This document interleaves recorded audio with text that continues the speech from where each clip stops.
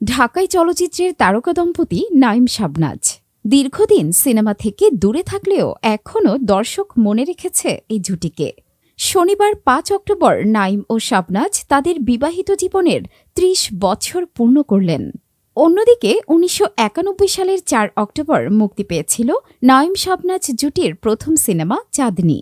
সেই হিসাবে সিনেমায় তাদের ৩৩ বছর পূর্ণ হল। এহতেশাম পরিচালিত চাঁদনী সিনেমা দিয়ে বড় পর্দায় অভিষেক হয়েছিল নাঈম ও শাবনাজের। প্রথম সিনেমাতে বাজিমাত করেছিলেন এই জুটি। এরপর তারা কাজ করেন সোনিয়া, দিল, বিশের বাঁশি, চোখে চোখে, অনুতপ্ত ও লাভ সিনেমায়। শফিউল আজম পরিচালিত বিশের বাঁশি সিনেমায় অভিনয় করতে গিয়ে নাঈম ও শাবনাজের প্রেমের গভীরতা বাড়ে। এই সিনেমায় শাবনাজের নাম ছিল ময়না।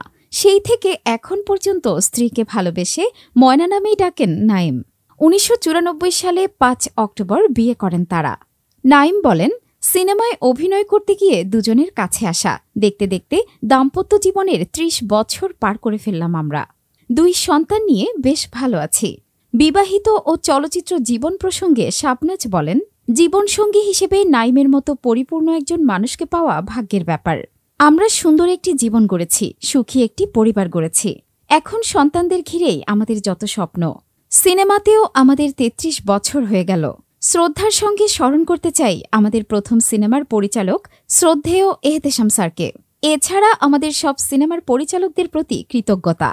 সিনেমায় ফেরার কোনো পরিকল্পনা আছে কিনা জানতে চাইলে নাঈম জানান, আপাতত সিনেমায় ফেরার কোনো পরিকল্পনা নেই তাদের। ২ সন্তান নামিরা ও মাহাদিয়ার ভবিষ্যৎ নিয়েই এখন যত ভাবনা।